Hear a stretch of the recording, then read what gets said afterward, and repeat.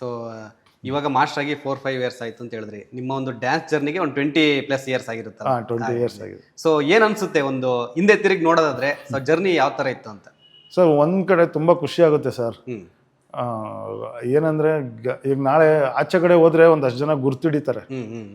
So ಅದನ್ನು ನಾವು ಇವಾಗ ಬೇರೆ ಕೆಲ್ಸಕ್ಕೆ ಹೋಗ್ಬೋದು, ಯಾವುದೋ ಒಂದು ಆಫೀಸ್ ಬ್ಯಾಗ್ ಹಾಕೊಂಡು ಲ್ಯಾಪ್ಟಾಪ್ ಹಿಡ್ಕೊಂಡು ಬೆಳಗ್ಗೆಯಿಂದ ಸಾಯಂಕಾಲ ದುಡ್ದು ತಿಂಗಳಾದ್ರೆ ಸಂಬಳ ಬರುತ್ತೆ, ಅದು ಒಂದು ಕಡೆ. ಆದರೆ ಇದು ಹೆಂಗೆ ಖುಷಿ ಕೊಡುತ್ತೆ ಅಂದರೆ, ನಾವು ಏನೋ ಒಂದು ಸಾಧನೆ ಮಾಡ್ತಿದ್ದೀವಿ ಅಂತ ಒಂದು ಖುಷಿ ಕೊಡುತ್ತೆ.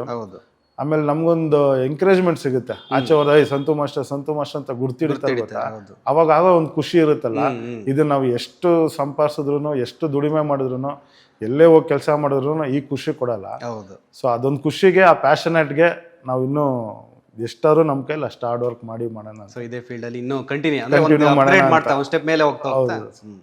ಸೊ ಇವಾಗ ಏನಂತಂದ್ರೆ, ನೀವು ನೋಡಿರ್ಬೋದು ಸಾಕಷ್ಟು ನಮ್ಮ ಕನ್ನಡ ಇಂಡಸ್ಟ್ರಿ ಆಗಿರ್ಬೋದು, ಬೇರೆ ಇಂಡಸ್ಟ್ರಿ ಕಂಪೇರ್ ಮಾಡಿದ್ರೆ ಡ್ಯಾನ್ಸ್ ಮಾಸ್ಟರ್ಗಳಿಗೆ ಅಷ್ಟು ಪ್ರಾತಿನಿಧ್ಯ ಕೊಡ್ತಾ ಇಲ್ಲ ಅಂತ ಒಂದು ಆರೋಪ ಇದೆ. ಕೆಲವು ಡ್ಯಾನ್ಸ್ ಮಾಸ್ಟರ್ಗಳಾಗಿರ್ಬೋದು ಹೇಳ್ತಾರೆ. ಸೊ ಅಲ್ಲಿಗಿರೋ ಪ್ರೋತ್ಸಾಹ ನಮ್ಮ ಕನ್ನಡ ಇಂಡಸ್ಟ್ರಿಲಿ ಕೊಡ್ತಾ ಇಲ್ಲ. ಕಲೆ ಎಲ್ಲದೂ ಒಂದೇನೆ. ಸೊ ಏನಕ್ಕೆ ಅಷ್ಟು ಆ ಒಂದು ತಾರತಮ್ಯ ಆಗಿರ್ಬೋದು, ಅಥವಾ ಇಲ್ಲಿ ಆ ಥರ ಇರ್ಬೋದು, ಮಾಸ್ಟರ್ಗಳಿಗೆ ಅಷ್ಟು ಇದು ಮಾಡಲ್ಲ. ಆಮೇಲೆ ಇನ್ನೊಂದು ಪೇಮೆಂಟ್ ವಿಚಾರ ಕೂಡ ಬಂದಿರುತ್ತೆ. ಇನ್ನೂ ಕೆಲವು ಮಾಸ್ಟರ್ಸ್ ಬೇಡ ಹೆಸರು, ಅವ್ರು ಹೇಳಿರ್ತಾರೆ ನನಗೆ ಇನ್ನೂ ಕ್ಲಿಯರ್ ಆಗಿಲ್ಲ ಸರ್, ಸಾಂಗ್ ಇಟ್ಟಾಗಿದೆ, ಫಿಲಮ್ ಇಟ್ಟಾಗಿದೆ, ಇನ್ನೂ ಪೇಮೆಂಟೇ ಕ್ಲಿಯರ್ ಆಗಿಲ್ಲ. ಸೊ ಈ ಥರ ಒಂದು ಸಮಸ್ಯೆ ಇರುತ್ತೆ. ನಿಮ್ಗೆ ಏನಾದರೂ ಆ ಥರ ಸಮಸ್ಯೆ ಆಗಿದೆ? ಒಟ್ಟಾರೆ ಅದ್ರ ಬಗ್ಗೆ ಏನು ಹೇಳ್ತೀರಾ ಅಂತ? ಸರ್ ನನ್ನ ಜರ್ನಿಯಲ್ಲಿ ತುಂಬ ನೋಡಿದ್ದೀನಿ ಸರ್. ತುಂಬ ಕಂಪ್ನಿಯಲ್ಲಿ ನೋಡಿದ್ದೀನಿ, ಬಟ್ ಎಲ್ಲರೂ ಹಂಗೆ ಅಂತ ಹೇಳೋಕ್ಕಾಗಲ್ಲ. ಹೌದು, ಎಲ್ಲ ಸಿನಿಮಾನು, ಎಲ್ಲ ಡೈರೆಕ್ಟ್ರು, ಎಲ್ಲ ಪ್ರೊಡ್ಯೂಸರ್ಸು ಹಂಗೆ ಅಂತ ಯಾವತ್ತೂ ಬ್ಲೇಮ್ ಮಾಡೋಕ್ಕಾಗಲ್ಲ. ಕೆಲವೊಬ್ರು ಪ್ಯಾಷನೇಟ್ ಇರೋರು ಖಂಡಿತ ಕರೆದಿ ಕೆಲಸ ಕೊಡ್ತಾರೆ. ಅವ್ನ ಟ್ಯಾಲೆಂಟ್ ನೋಡಿ ಕರೆದಿ ಕೆಲಸ ಕೊಡ್ತಾರೆ, ಪೇಮೆಂಟು ಕೊಡ್ತಾರೆ, ಚೆನ್ನಾಗೂ ನೋಡ್ಕೊತಾರೆ. ಕೆಲವೊಬ್ರು ಅದು ಏನಕ್ಕೆ ಅಂತ ನಮಗೂ ಗೊತ್ತಿಲ್ಲ. ಕೆಲವೊಂದು ಸೆಲೆಬ್ರಿಟಿಗಳಾಗಿರ್ಬೋದು, ಅದೇ ಮಾಸ್ಟರ್ ಬೇಕು, ತೆಲುಗಲ್ಲಿರೋರೇ ಬೇಕು, ಅಲ್ಲಿರೋರು ಬಂದ್ರೇನೆ ಚೆನ್ನಾಗಿ ಮಾಡೋದು ಅನ್ನೋದು ಮೈಂಡ್ ಸೆಟ್ ಇರ್ಬೋದೇನೋ, ಗೊತ್ತಿಲ್ಲ ನನಗೆ. ನಾವು ಯಾವಾಗಲೂ ಹೇಳ್ತೀವಿ, ಎಲ್ಲಿ ಇಂಟರ್ವ್ಯೂ ಕೊಟ್ರು, ಕೊಡಿ ಸರ್, ನಮ್ಮ ಹೊಸಬ್ರಿಗೂ ಒಂದು ಅವಕಾಶ ಕೊಡಿ, ಚೆನ್ನಾಗಿ ಮಾಡ್ತೀವಲ್ಲ ಅಂತ ನೋಡಿ. ನಿನಗೆ ಓಕೆ, ನೀನು ಚೆನ್ನಾಗಿ ಮಾಡಿಲ್ಲ ಅಂದಾಗ ಬೇಡ. ಹೌದು, ನೀವು ಆಲ್ರೆಡಿ ನಾವು ಪ್ರೂವ್ ಮಾಡ್ಕೊಂಡು ಬಂದಿರ್ತೀವಿ ಅಂದರೆ ಇಷ್ಟು ವರ್ಷ. ಯಾಕಂದ್ರೆ ಅವ್ರ ಜೊತೆಲಿ ನಾವು ಆಡಿರ್ತೀವಿ, ಗ್ರೂಪ್ ಆಡಿರ್ತೀವಿ, ಅಸ್ಟೆಂಡ್ ಮಾಡಿರ್ತೀವಿ. ಹೌದು, ಆಮೇಲೆ ಎಷ್ಟೊಂದು ಜನಕ್ಕೆ ಗೊತ್ತು, ಪ್ರೊಡ್ಯೂಸರ್ ಆಗಿರ್ಬೋದು, ಡೈರೆಕ್ಟರ್ ಆಗಿರ್ಬೋದು, ಹೀರೋಗಳಿಗಾಗಿರ್ಬೋದು. ಇವತ್ತು ನೋಡಿ ಸರ್, ನಾವು ಅಂತೀವಿ ತೆಲುಗು ತಮಿಳಲ್ಲಿ ಏನಕ್ಕೆ ಎಂಕರೇಜ್ ಮಾಡ್ತಾರೆ ಅಂದರೆ, ಇವತ್ತು ಅವ್ರ ಜೊತೆಲಿ ಆಡ್ದವ್ರನ್ನ ಅಲ್ಲಿ ಆಡೋ ಹೀರೋಗಳು ಕರ್ಸಿ ನೆಕ್ಸ್ಟ್ ಸಿನಿಮಾ ಚಾನ್ಸ್ ಕೊಡ್ತಾರೆ. ಇವ್ನಿಗೆ ಟ್ಯಾಲೆಂಟ್ ಇದೆ, ಇವನ್ ಕೈಯಲ್ಲಿ ಮಾಡ್ಸೋಣ ಒಂದು ಸಾಂಗ್ ಅಂತ ಕರ್ಸಿ ಒಂದು ಚಾನ್ಸ್ ಕೊಡ್ತಾರೆ. ಆ ಚಾನ್ಸಲ್ಲಿ ನಾವು ಪ್ರೂವ್ ಮಾಡೋಕೆ ಒಂದು ಚಾನ್ಸ್ ಬೇಕು ಅಂತ. ಈಗ ಏನಂತಾರೆ, ನೀನು ಯಾವ ಸಾಂಗ್ ಇವಾಗ ಹೋಗಿ ಕೇಳ್ತೀವಿ ನಾವು. ಈಗ ನಮ್ಮ ಪರಿಚಯ ಹೋಗಿ ಕೇಳ್ತೀವಿ, ಮುಂಚೆ ಯಾವ ಸಾಂಗ್ ಮಾಡಿದ್ದೀರಾ ಅಂತ ಕೇಳ್ತಾರೆ. ಯಾರು ಈ ಸಾಂಗ್ ಮಾಡಿ ನೀನು ಚೆನ್ನಾಗಿ ಅಂತ ಕೊಡಲ್ಲ. ಯಾವ್ದು ಮಾಡಿದ್ದೀರಾ, ಯಾವ್ದು ದೊಡ್ಡ ಸಿನಿಮಾ ಯಾವ್ದು ಮಾಡಿದೆ ಅದು ಕೇಳ್ತಾರ ಹೊತ್ತು. ಸರ್ ಕೊಡಿ ಸರ್ ಚಾನ್ಸ್, ನಾವು ಮಾಡ್ತೀನಿ ಅಂದಾಗ ಯಾರು ಮುಂದೆ ಬರಲ್ಲ. ಚಾನ್ಸ್ ಕೊಟ್ರೆಲ್ಲ ಪ್ರೂವ್ ಮಾಡೋದು, ಅದಕ್ಕೇನೆ ಚಾನ್ಸ್ ಕೊಟ್ರೆ ನಾವು ಪ್ರೂವ್ ಮಾಡ್ತೀವಿ. ಸೊ ಎಲ್ಲರಿಗೂ ಆ ಥರ ಸಿಗೋದು ಕಮ್ಮಿ.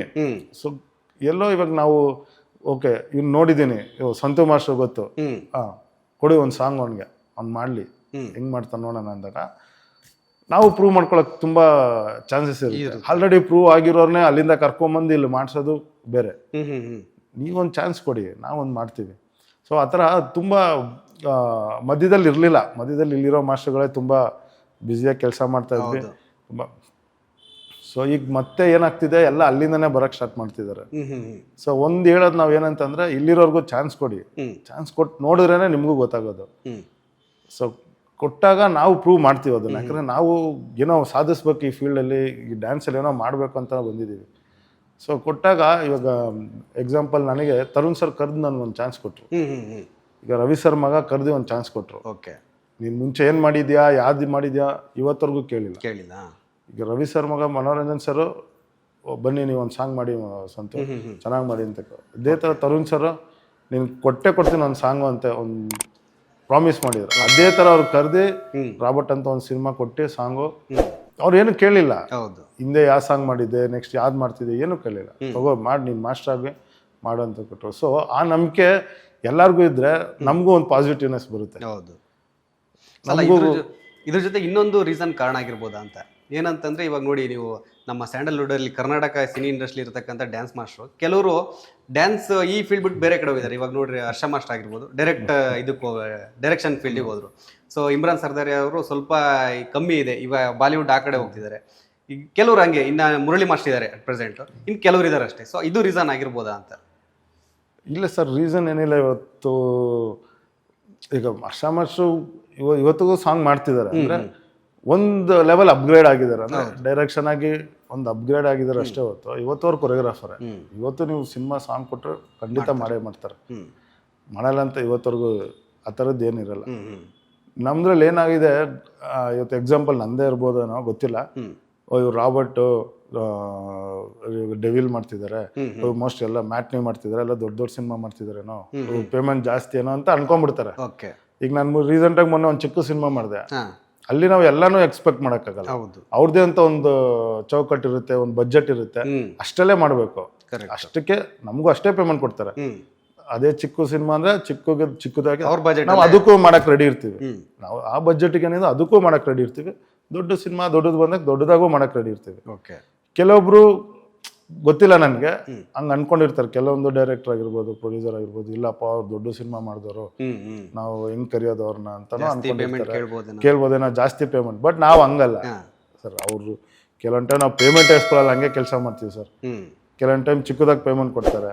ಕೆಲವೊಬ್ರು ಇಲ್ಲ ಅಷ್ಟೇ, ನಮ್ದು ಒಂದು ಬಜೆಟ್ ಇದೆ, ಈ ಬಜೆಟಲ್ಲಿ ಮಾಡಿಕೊಡಿ ಅಂತಾರೆ. ನಾವು ಎಲ್ಲದಕ್ಕೂ ಮಾಡ್ತೀವಿ ಸರ್. ಯಾಕಂದ್ರೆ ಅವ್ರೇನೋ ಒಂದು ಪ್ರಯತ್ನ ಮಾಡ್ಬೇಕಾದ್ರೆ ನಾವು ಅದಕ್ಕೆ ಸಪೋರ್ಟ್ ಮಾಡಿದ್ರೇನೆ ಅವ್ರಿಗೂ ಒಂದು ಸಕ್ಸಸ್ ಅನ್ನೋದು ಸಿಗುತ್ತೆ. ಸೊ ಆ ಥರ ನಾವು ತುಂಬಾ ಮಾಡಿದೀವಿ. ಈಗ ಮೊನ್ನೆನೋ ರೀಸೆಂಟಾಗಿ ಒಂದು 2 ಸಿನಿಮಾ ಮಾಡಿದ್ವಿ, ಚಿಕ್ಕ ಚಿಕ್ಕ ಸಿನಿಮಾ. ಅಲ್ಲೂ ಅಷ್ಟೇ ಇದಿಷ್ಟಿದೆ ಬಜೆಟ್, ಇದ್ರಲ್ಲಿ ನಮ್ಗೊಂದು ತುಂಬ ಚೆನ್ನಾಗಿ ಮಾಡಿಕೊಡಿ ಅನ್ನೋ. ಸೊ ಅವ್ರಲ್ಲಿ ಏನಿದೆಯೋ ಅದ್ರಲ್ಲಿ ನಮ್ಮ ಕೈಯಿಂದ ಏನು ಸಪೋರ್ಟ್ ಮಾಡಬೇಕಾಗುತ್ತೋ ಅದು ನಾವು ಯಾವತ್ತೂ 100% ಸಪೋರ್ಟ್ ಮಾಡ್ತೀವಿ. ಲೇಟೆಸ್ಟ್ ಹಾಗೂ ಇಂಟ್ರೆಸ್ಟಿಂಗ್ ಸುದ್ದಿಗಳಿಗಾಗಿ ಬಾಸ್ ಟಿವಿ ಕನ್ನಡ ಚಾನೆಲ್ನ ಸಬ್ಸ್ಕ್ರೈಬ್ ಮಾಡಿ, ಹಾಗೆಯೇ ಬೆಲ್ ಐಕಾನ್ ಪ್ರೆಸ್ ಮಾಡಿ. ಇದರ ಜೊತೆಗೆ ಫೇಸ್ಬುಕ್, ಇನ್ಸ್ಟಾಗ್ರಾಮ್, ಎಕ್ಸ್ನಲ್ಲೂ ಮಿಸ್ ಮಾಡದೆ ಫಾಲೋ ಮಾಡಿ.